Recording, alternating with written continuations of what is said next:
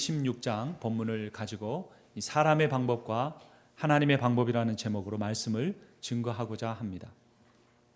어떤 분이 그런 질문을 했습니다. 먹기 위해 사는가, 살기 위해서 먹는가? 참 그 질문에 아무리 고민을 해봐도 먹기 위해 산다 그러면 너무 속물 같은 사람처럼 보이고, 살기 위해서 먹는다 그래도 먹는 것이 그저 그렇게 의미 없는 것인가, 이런 생각을 하기도 합니다. 근데 그 질문은 두 가지, 살기 위해서 먹는가 먹기 위해서 사는가에 대한 답을 얻기 위한 것이라기보다는 우리의 인생의 어떤 진정한 의미에 대해서 한 번쯤 생각해 보게 하기 위한 그런 물음이 아닌가 생각을 해봅니다. 내 인생이 무엇인가? 나는 무엇을 위해 사는가? 내가 이토록 애쓰고 노력하고 수고하고 고민하고 살아가는데 이 궁극적인 끝은 무엇인가? 내가 진정으로 바라고 원하는 것은, 그러한 삶은 무엇인가라는 그러한 질문에 대한 답을 하게 하는 그러한 물음일 수 있는 것입니다. 여러분, 그런데 가만히 생각해 보면 정말 열심히 노력하고 성공해도 여러분 몇 끼 먹습니까? 3끼 먹지요. 내가 성공했다고 5끼 먹으면 큰일 나는 시대입니다. 오히려 3끼에서 2끼로 줄이려고 하죠. 여러분, 열심히 노력해서 성공하고 잘 되면 잠을 몇 시간이나 잡니까? 그 사람은 26시간 잘 수 있습니까? 그렇지 않죠. 많이 자서 좋을 것이 별로 없습니다. 그럼 결국 사람이 먹는 문제고 자는 문제고, 그렇다면 내가 이렇게 수고하고 노력하고 애쓰며 살아가는 그 궁극적인 것은 무엇인가? 그리고 어느 정도까지 내 과거의 인생을 돌아보면 어느 정도 성취한 것 같은데, 그럼에도 불구하고 내 안에서 끊임없이 솟아나는 이 목마름과 갈증은 무엇인가 채워지지 않는 듯한, 그러한 2%가 부족한 것 같은 그런 삶을 살아가는 그런 이유는 무엇일까? 우리가 고민해 볼 수 있습니다. 또 우리가 오늘 이렇게 나와서 일주일에 한 번 쉬는 날 하나님 앞에 나와서 예배 드리는데 이렇게 시간을 드리는 그 목적은 또 무엇인가 생각해 볼 수 있습니다. 무엇하러 왔는가? 무엇하러 하나님을 찬양하고 하나님께 기도를 올리고 하나님의 말씀을 들어야 하는가라는 그런 질문을 해보게 됩니다. 인생에 대한 질문, 또한 신앙생활에 대한 궁극적인 질문입니다. 그것에 대한 답은 저는 그렇게 생각합니다. 인정받고자 하는 욕구입니다. 내가 누구인가에 대한 답, 내가 어느 정도 되는 사람인가, 내가 어느 정도 가치를 가진 사람인가 라는 그러한 질문에 대한 답을 얻고 싶은 것입니다. 그 질문에 대한, 그래 나는 괜찮은 사람이다, 나는 인정받을 만한 사람이다 라는 그러한 답을 얻기를 원하는 것입니다. 이것은 신앙이 없기 때문에 원하는 답이 아닙니다. 신앙이 없기 때문에 갖는 질문이 아닙니다. 하나님이 우리를 그렇게 창조하셨습니다. 하나님이 우리를 그렇게 가치 있게 창조하셨습니다. 하나님이 온 우주를 지으셨는데 그 모든 우주를 지으신 목적이 어디에 있냐면, 하나님이 나로 하여금 그것을 다스리고 그것들을 통하여 내가 누리고, 내가 그것들을 다스리고 누리고 살아가면서 내가 나의 자신의 가치를 인정받으며 살게 하나님이 만들어 놓으셨다는 겁니다. 그런데 사람은 그것을 주신 하나님, 그러한 진정한 나의 가치를 주실 수 있는 하나님과 관계하며 살아가기를 원하지 않고 그 하나님을 버리고 떠났기 때문에 우리의 삶에서 고통과 염려와 수고와 그러한 일들이 끊이지 않는 것입니다. 하나님 안에 있을 때 내 진정한 가치가 발견됩니다. 나를 사랑하는 주님 안에 거할 때 내 인생의 목적이 무엇인가, 내가 누구인가, 내가 왜 이렇게 열심히 일하고 내가 이렇게 수고하고 왜 내가 하나님 앞에 예배하는가는 진정한 답을 얻을 수 있는 것입니다. 우리는 오늘 창세기 16장과 그 전의 본문들을 보면서 한 가정의 이야기를 발견하게 됩니다. 아브라함의 가족입니다. 그는 75세 때 하나님 앞에 부름을 받았습니다. 그런데 그 75세로부터 10년이 지난 85세가 되었을 때 이야기가 오늘 창세기 16장 이야기입니다. 그런데 그들의 가정의 문제가 무엇입니까? 아들이 없다는 겁니다. 그 아들 없으면 어때? 여러분, 요즘 아들 낳기 원하는 사람 많습니까? 없지요. 아들 둘 낳고 셋째 낳고 싶은데 또 아들 낳을까 봐 무서워서 못 낳는 시대를 우리는 살아가고 있습니다. 저도 아들만 둘입니다. 하지만 저는 아들만 있다고 해서 결코 불행하다고 생각해 본 적은 한 번도 없습니다. 그런데 아브라함의 시대는 달랐습니다. 아들이 없다는 것은 그의 인생은 무슨 아주 좋은 대학에 들어가도 그의 인생은 실패한 인생인 겁니다. 그는 뭐 대단한 어떤 명예를 얻어도 그의 인생은 별것 아닌 인생이 되어버리고 마는 그런 시대입니다. 근데 가만히 생각해 보면 75세 때 그가 믿던, 그의 아버지가 믿던 모든 그 신들을 다 버리고 알지 못하던 땅으로 떠나갔던 그 이유와 목적은 단 하나였을지도 모릅니다. 그것은 바로 내가 낳지 못하는 아들을 혹시 여호와라는 분, 나를 이 밤에 찾아주신 그 여호와라는 그 신이 나에게 주지 않을까 하는 그런 꿈 때문에, 그런 소망 때문인 것입니다. 그리고 내가 아들을 낳으면 내가 궁극적으로 내가 누구인가, 나의 가치와 나의 어떤 소중함을 내가 발견하게 될 것이다라고 그가 생각했던 것입니다. 그런데 알고 보니 속았습니다. 10년이 지났는데 아들은커녕 아마 딸도 못 낳았을지도 모르겠습니다. 그런 가운데 아브라함은 고민할 수밖에 없었고, 사실은 아브라함보다 더 고민하고 아브라함보다 더 고통을 받을 수밖에 없었던 한 사람인데, 그것은 아브라함의 아내 사라였습니다. 자녀를 낳지 못하는 여인의 한계. 여러분, 제가 며칠 전에 한 신문을 봤는데 수단의 한 여인이 두 손을 남편에 의해서 잘려졌습니다. 그래서 하얀 붕대로 감고 있는 사진이 이 인터넷에, 이 신문에 떴는데, 그 이유는 뭐냐면 그 여인이 아내를 낳지 못한다는 겁니다. 그리고 집을 나갔다가 돌아와서 어느 날 새벽에 누군가 인기척에 깼는데 그 남편이 큰 칼을 들고 있었고 자신에게 휘둘러서 두 팔을 잘라버리고 머리에도 큰 상처를 남긴 겁니다. 그런데 그 남편이 그 여인을 잠깐 떠났다가 돌아온 이유는 뭐였냐면, 병원에 가서 함께 검사를 했는데 아들을 낳지 못하는 이유가 그 아내에게 있지 않고 자신에게 있다는 사실을 알고 너무나 화가 나서 집을 나갔다가 다시 돌아와서 그 여인의 두 팔을 잘라버린 것입니다. 아직도 아프리카에서는 아들을 낳지 못한다고 자기 아내를 괴롭게 하고 두 팔을 자르는 그러한 사람들이 있습니다. 하물며 수천 년 전에 사라로서 아들을 낳지 못한 한 여인으로서 그 살아가는 인생은 너무나 비참하고 슬픈 것입니다. 사라는 남편만 보고 따라왔습니다. 어느 날 남편이 하나님이라는 분을 만났다고 하니까, 그 하나님이 약속을 주셨는데 내가 너에게 명령하는 땅으로 가라, 그러면 내가 너로 하여금 큰 민족을 이루게 해주겠다. 큰 민족은 어떻게 이루는 것입니까? 아들을 낳아서 수십 명, 수백 명, 수천 명의 손자와 증손자와 고손자를 낳아서 큰 민족을 이루겠다는 약속인 겁니다. 그런데 10년 동안 아들 하나도 낳지 못하고 있는 상황 가운데 있었던 겁니다. 여러분, 우리에도 인생에도 꿈이 있습니다. 목표가 있습니다. 소원이 있습니다. 바람이 있습니다. 그런데 그것이 오랫동안 이루어지지 않을 때 우리는 고민하게 됩니다. 두 가지 갈림길이 있습니다. 사람의 방법과 하나님의 방법입니다. 사람의 지혜와 하나님의 지혜입니다. 이 둘 가운데서 어디를 쫓아갈 것인가에 대한 고민을 우리는 하지 않을 수밖에 없는 것입니다. 답은 무엇입니까? 사람의 방법이 아닌 하나님의 방법을 쫓는 것입니다. 사람의 지혜가 아닌 하나님의 지혜를 쫓는 그것이 하나님이 원하시는 길입니다.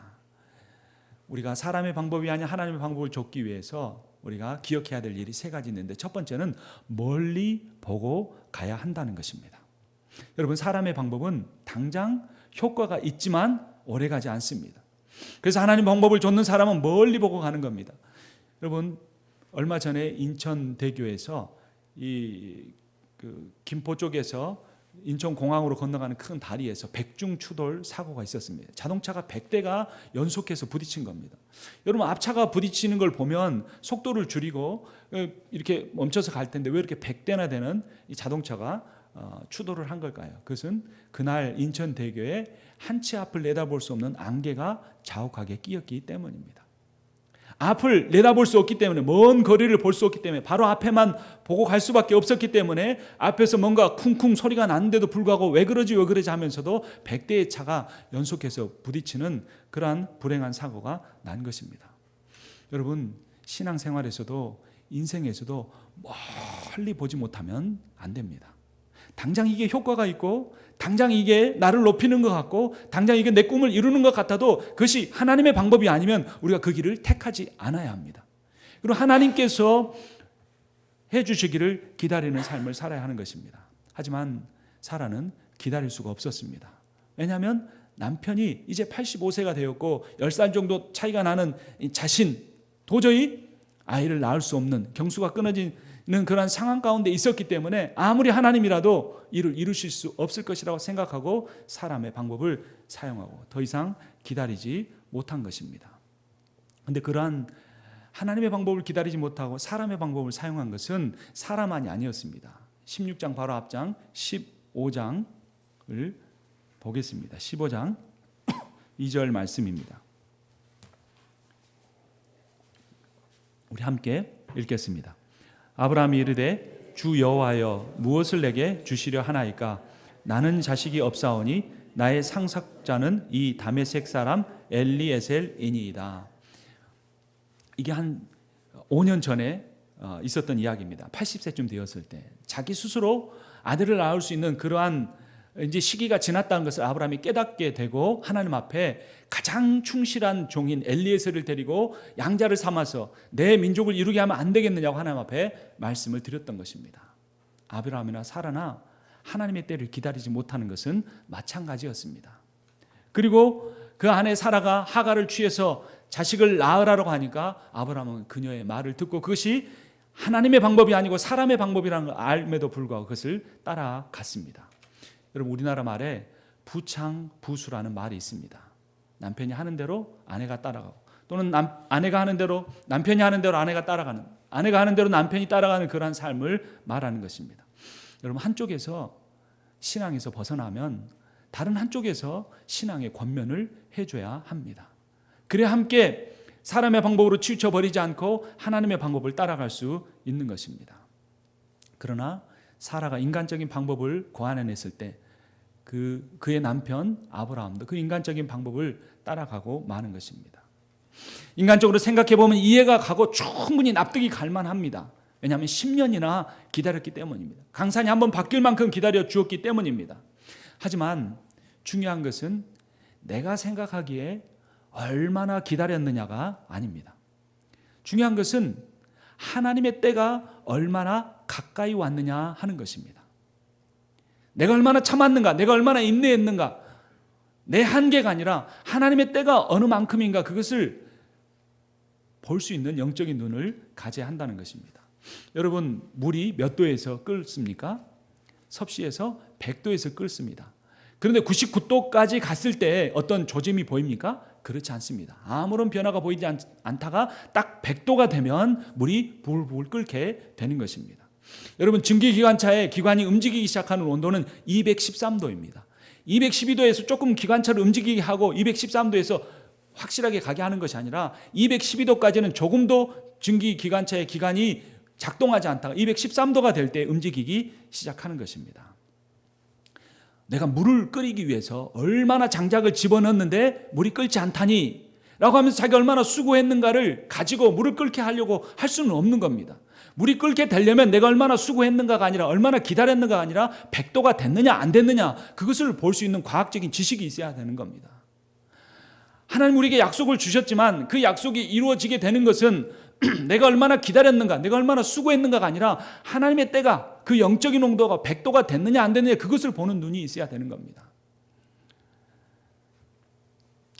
과학적 사실을 아는 사람은 99도가 될 때까지 온갖 노력을 해놓고 나도 할 만큼 했다, 더 이상 못하겠다고 포기하지 않습니다. 마찬가지로 신앙이 있는, 영적인 눈이 있는 사람은 나도 할 만큼 했다라고 하면서 포기하거나 사례처럼 이제 내 몸은 안 되니 하갈의 몸을 빌려야겠다고 하면서 하나님의 때를 포기하는 그런 어리석은 행동을 하지 않는 것입니다. 벤자민 프랭클린이라고 하는 사람은 이 석수가 이 큰 돌을 쪼개는 것을 보면서 한 가지 큰 깨달음을 얻었습니다. 100번째 두드렸을 때 그 돌이 깨어졌다고 할 때 99번이 될 때까지 조금씩 금이 가는 것이 아니라 100번째 돌을 내리쳤을 때 그 돌이 두 조각 나는 모습을 보면서 그는 이런 말을 했습니다. 저 사람이 돌을 깨게 한 것은 100번째 망치질이었지만 99번째까지 망치질이 없었다면 그 100번째 망치질은 결코 저 돌을 깰 수 없었을 것이다 라고 말한 것입니다.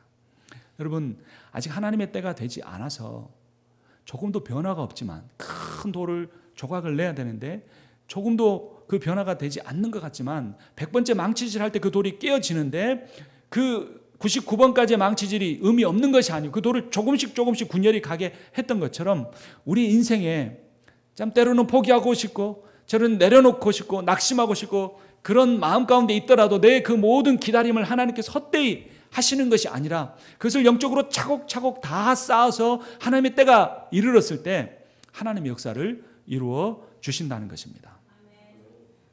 여러분, 그런데 하나님의 방법은 오래 기다려야 되잖아요. 언제인지 우리가 영적인 눈이 없으면 깊이 기도하지만 않으면 모르는데 사람의 방법은 얼마나 효과가 있는지 모릅니다. 곧바로 효과가 나타납니다. 바보처럼 그렇게 있어가지고 되는가? 이렇게 해봐. 그렇게 해보면 반드시 됩니다. 인간적인 방법을 쓰면 됩니다. 세상에서 어떤 사람도 뇌물을 쓰면 뭐 들키지만 하면 잘 될 수 있겠죠. 또 다른 여러 가지 방법을 통해서 회유하거나 협박하거나 그런 어떤 인간적인 파워를 통해서라도 우리가 그런 일들을 해낼 수 있습니다. 하지만 그것은 당장 효과를 가져오지만 멀리 가지 못한다는 것을 우리는 반드시 기억해야 합니다. 4절 말씀을 한번 보겠습니다. 아브라함이 하갈과 동침하였더니 하갈이 임신하매. 여러분, 효과가 있습니까 없습니까? 효과가 있습니다. 10년을 아니 85년을 아니 한 20세 때 결혼했다면 65년 동안 노력했지만 아들을 얻지 못했는데, 그리고 하나님 만난 후에 10년 동안 기다리고 기도하고 치성을 드렸는데도 효과가 없었는데, 하나님의 방법은 효과가 없는데 사람의 방법은 며칠이 안 돼서 임신하게 하는 효과를 얻게 되는 것입니다. 그런 경험을 자꾸 하다 보면 신앙생활은 해도 하나님의 방법대로 살지 않습니다. 하나님 말씀대로 해봐야 손해보고 참 어렵기만 하고, 하나님 믿기는 믿어도 사람의 방법대로 해야 돼. 그래야지 인생도 복을 얻고 신앙생활도 잘할 수 있어라고 생각하게 됩니다. 그러나 어떤 일이 일어납니까? 4절 뒷부분 우리 함께 읽어보겠습니다. 그가 자기의 임신함을 알고 그의 여주인을 멸시한지라. 사라의 인간적인 방법은 하갈이라는 여종을 자기 남편에게 취하게 해서 아들을 낳으면 그 아들을 자신의 것으로 삼는 것이었습니다. 그러나 자신의 인간적인 방법은 오래가지 못했고 오히려 자신의 여종으로부터 멸시받는 여주인, 아들 하나도 못 낳는 여인, 그러면서도 주인 행세하려고 하는 여주인으로 멸시받는 처지가 되고 만 것입니다. 여러분, 사람의 방법은 당장은 효과가 있고 영화를 누리게 하지만 오래가지 못합니다. 우리는 하나님이 살아계심을 믿습니다. 우리는 하나님이 사람의 머리털까지 세신다는 걸 아십니다. 우리는 하나님이 우리의 마음속을 다 꿰뚫어 보신다는 걸 압니다. 그러면 우리가 하나님의 방법을 취하려고 하고 하나님 앞에서 진실하게 살려고 하면 사람에게 오히려 손해를 보고 무시를 당한다고 할지라도 우리가 견딜 수 있는 것입니다. 그러나 우리가 사람의 방법을 취해서 당장 효과를 얻었을지라도 그것이 결국에 사람의 방법으로 드러났을 때 하나님에게서도 멸시받을 뿐만 아니라 인간에게서도 멸시받는 그런 비참한 상황이 올 수 있다는 것입니다. 여러분, 내가 오랫동안 기다리지 못하는 이유는 하나님보다, 나를 사랑하시는 하나님보다 그 하나님으로부터 약속받은 꿈을 더 소중하게 여기기 때문입니다. 그런데 하나님께서 나를 기다리게 하시는 이유는 하나님은 나의 꿈보다, 나를 통하여 이루실 어떤 일보다 나 자신을 더 소중하게 여기시기 때문입니다. 여러분, 우리는 궁극적으로 나를 인정받고 하나님이 나를 그렇게 존귀하게 지신 자로 내가 높임받고 영광을 받게 되는 것이 그 꿈인데, 우리가 사람의 방법을 쫓아 살다 보면 내 꿈은 이루어지지만 나라는 존재는 저 밑바닥에 내려갈 수 있는 것입니다. 내가 이 세상에서 소유는 얻을 수 있는데, 내가 이 세상에 인간적인 명예는 얻을 수 있는데, 궁극적인 나라는 존재 자체는 이미 하나님으로부터도 멀어지고 사람들로부터 궁극적으로 언젠가는 멀어지고 마는 존재가 될 수밖에 없는 것입니다.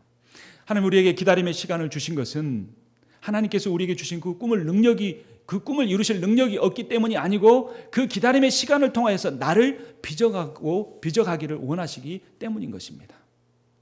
나를 통하여 이루시는 어떤 일이 아닌 나 자신을 하나님이 빚어가고 계신다는 사실을 우리는 기억해야 합니다. 에베소서 2장 10절은 이렇게 말합니다. 우리는 그가 만드신 바라 그리스도 예수 안에서 선한 일을 위하여 지으심을 받은 자니. 여기서 만드신 바라라는 것은 포이에마라는 헬라어인데요, 걸작품 중에 걸작품이라는 그런 의미입니다. 내 인생에서 그 모든 기다림의 시간이 하나님이 나를 마스터피스로, 나를 걸작품으로, 나를 가장 소중한 존재로 만들어가기 위한 과정이라는 것입니다. 그리고 그리스도 예수 안에서 선한 일을 위하여서 나를 지어 가신다는 겁니다. 그러므로 중요한 것은 내가 그리스도 예수 안에 있느냐, 예수 안에 거하지 않느냐, 그 사실이 중요한 것입니다.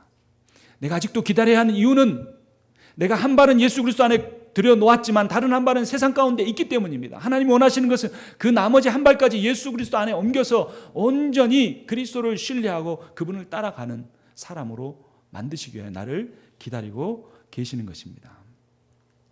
잠언 20장 22절은 이렇게 말합니다. 너는 악을 갚겠다 말하지 말고 여호와를 기다리라. 그가 너를 구원하시리라. 아멘. 여러분, 하나님의 때를 기다린다는 것은 하나님을 기다린다는 것입니다. 하나님이 일해 주시기를, 하나님이 만들어 주시기를 기다린다는 것입니다. 하바국서 2장 3절은 이렇게 말합니다.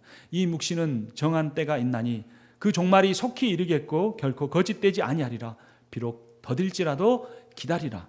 지체되지 않고 반드시 응하리라. 아멘.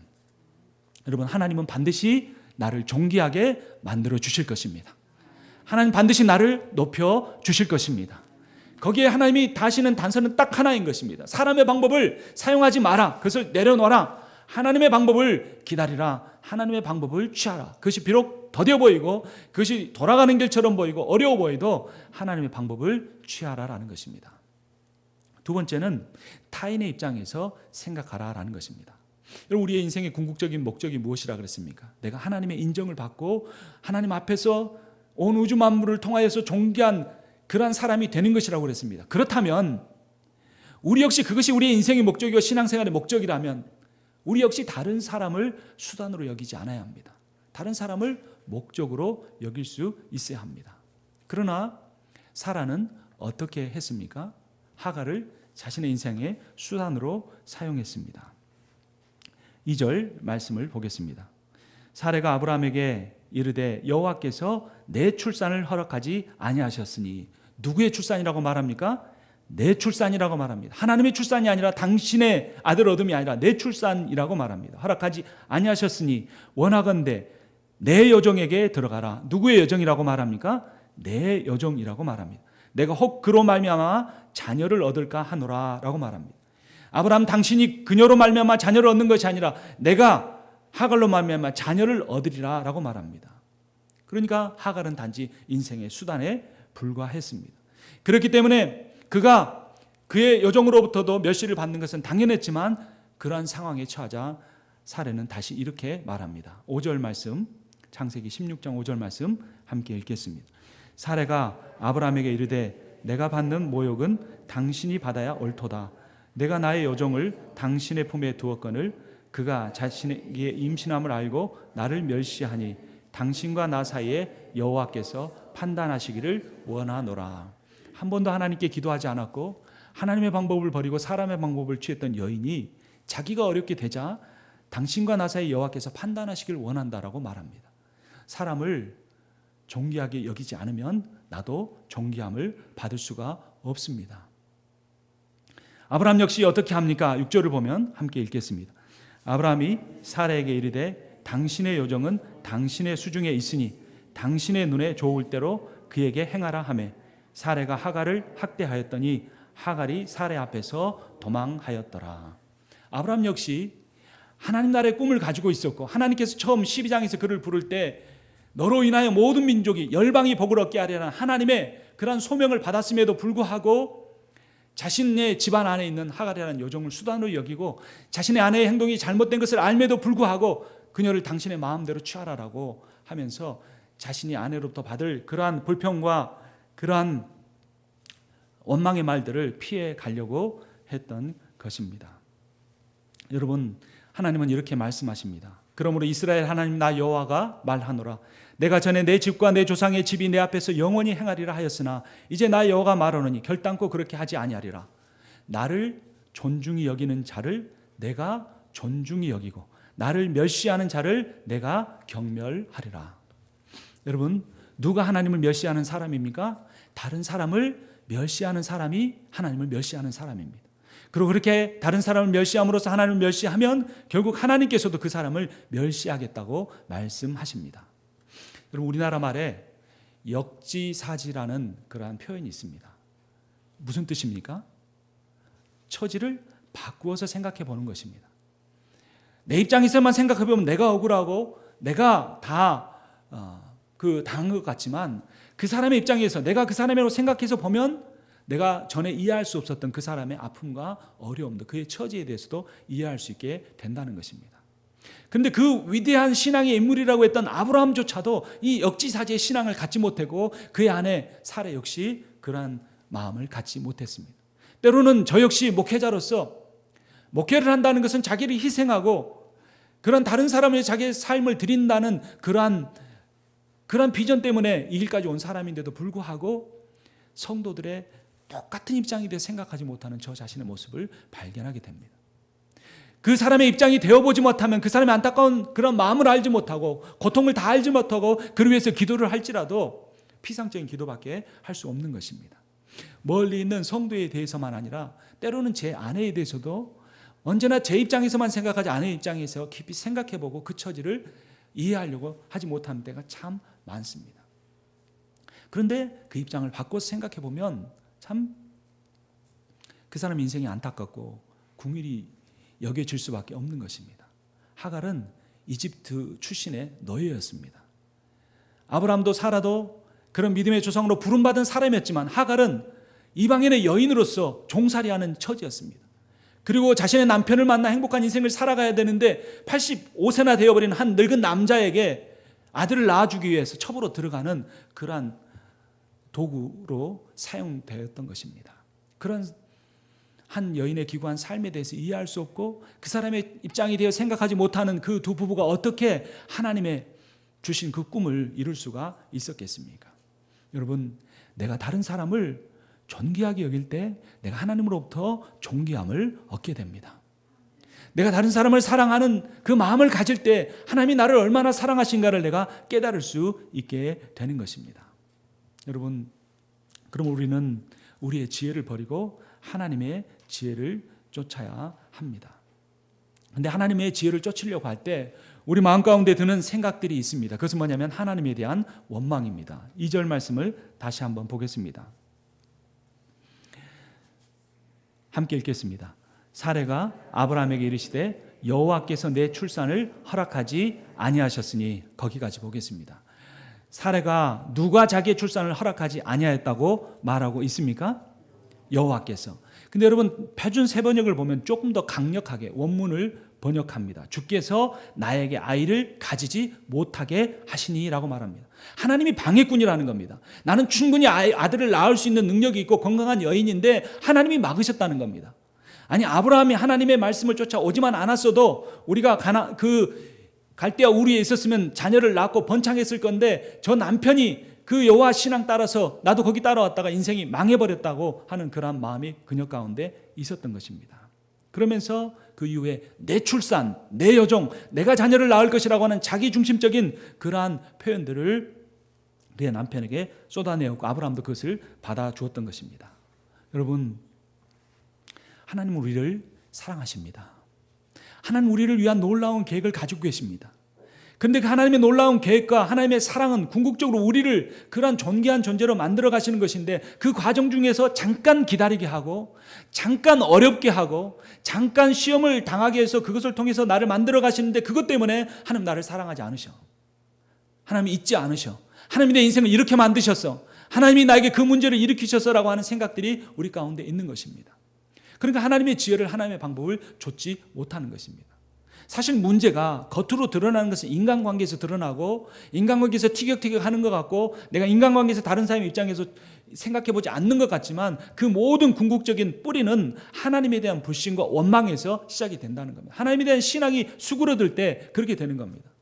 저는 미국 와서 이 푸른 잔디를 보면서 1년 사계절을 보면서 참 그 신비를 발견합니다. 겨울에 그렇게 눈이 많이 오고 완전히 잔디가 다 말라 비틀어져 버리는데 4월이나 5월쯤 돼서 햇빛이 나기 시작하고 비가 내리기 시작하면 그 죽은 줄로 알았던 그 싹들이, 잔디에 그 싹들이 올라오고 무성하게 자라서 한여름이 되면 일주일에 2번씩 잔디를 깎지 않으면 안 될 정도로 그 생명력이 있는 것을 봅니다.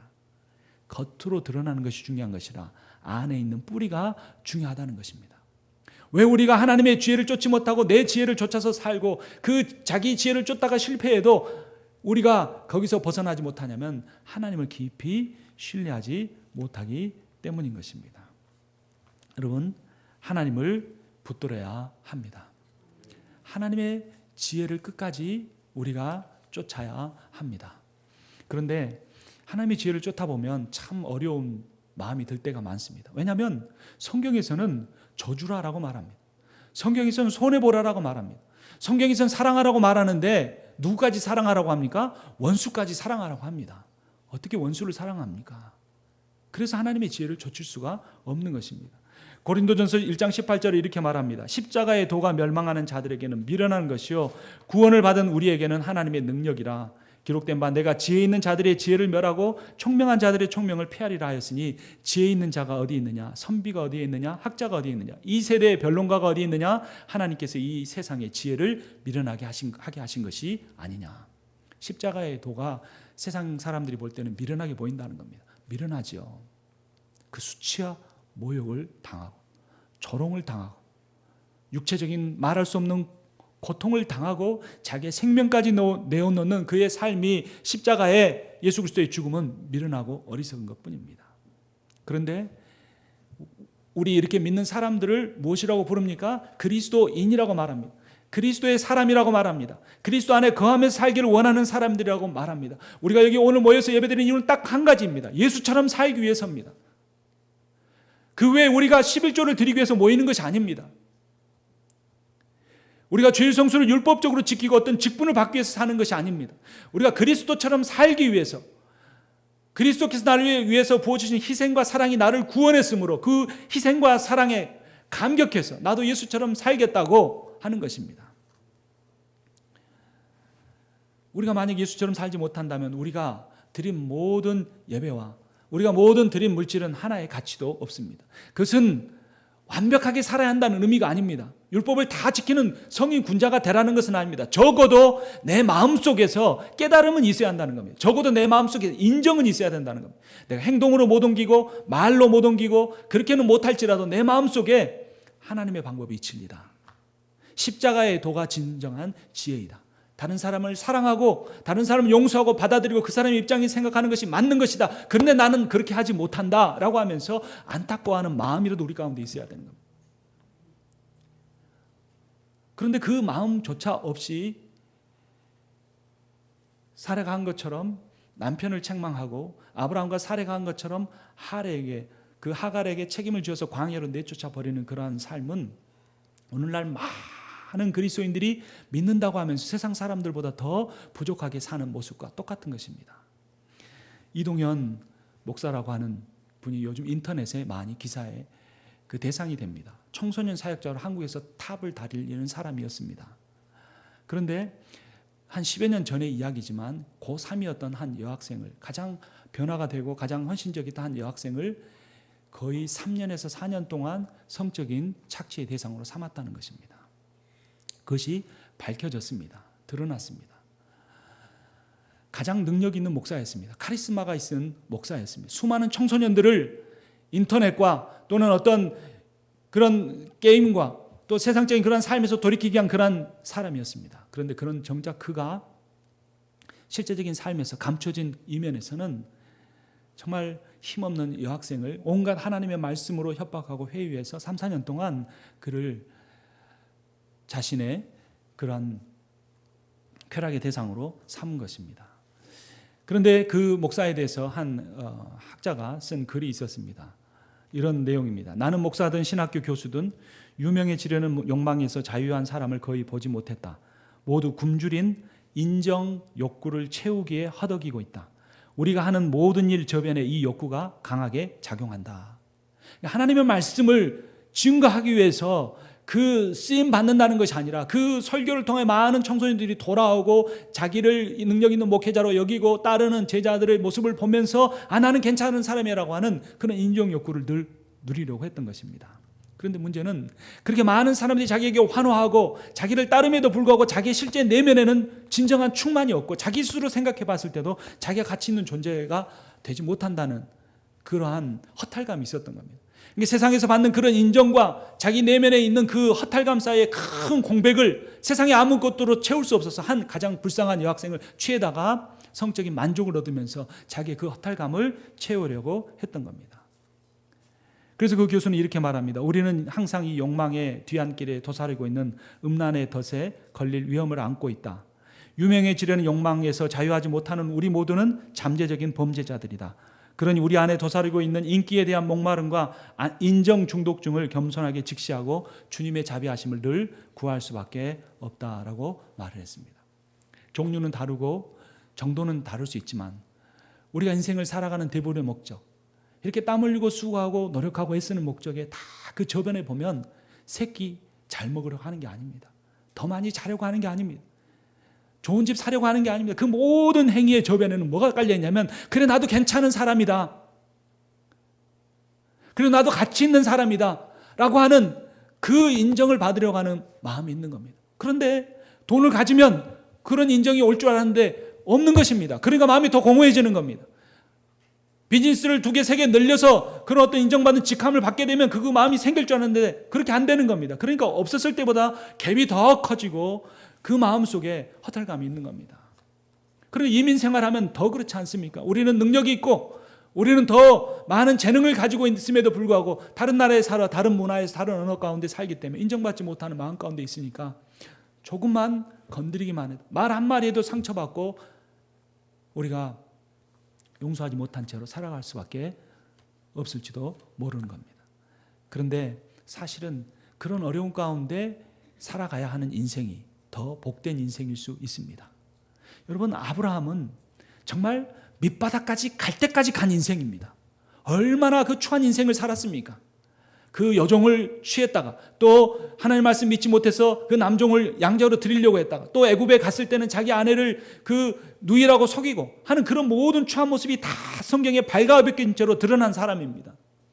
그러나 그가 그렇게 무능하고 어리석고 하나님의 방법이 한 사람의 방법밖에 쫓을 수 없는 사람에게 다 드러내진 후에는 궁극적으로 온전히 하나님만 의지하고 내가 무엇을 했기 때문에 하나님이 나를 인정해 주시고 내가 무엇을 이루었기 때문에 하나님이 나를 구원해 주신 것이 아니라 하나님이 나를 갈대아 우리에서 처음 택하시고 부르실 때부터 하나님은 나를 존귀한 자로 만드실 계획을 가지고 계셨구나라는 그 사실을 깨닫게 되었던 것입니다. 여러분, 감당하기 힘든 갈등과 어려움 가운데 있습니까? 정말 다른 사람은 그래도 잘 돼가는 것 같은데 나는 왜 이렇게 경제적으로 힘들고 쪼들리게 살아야 되는지 정말 아픈 가운데 있습니까? 다른 사람들, 가족들은 건강하게 잘 지내는데 왜 우리 집에는 이렇게 아픈 사람이 많은지 그러한 마음 때문에 힘들어하지는 않습니까? 이것도 있고 건강도 있고 돈도 있고 다 있는 것 같은데 관계가 힘들어져서 어려운 가운데 있습니까? 여러분, 그래도 우리는 기다려야 합니다. 하나님께서 이루실 것이기 때문입니다. 여러분, 사람의 방법에 유혹이 올 때마다 그것을 이겨내고 하나님의 방법을, 하나님의 지혜를 기다려야 하는 것입니다. 그리고 가장 중요한 것은 하나님께서 나를 단 한 번도 수단으로 여기지 아니하시고 늘 목적으로 여기시고 나를 위하여 이 세상의 모든 일들을 진행해 간 것처럼 우리도 내 가족이 내 수단이 아니고 목적이 돼야 합니다.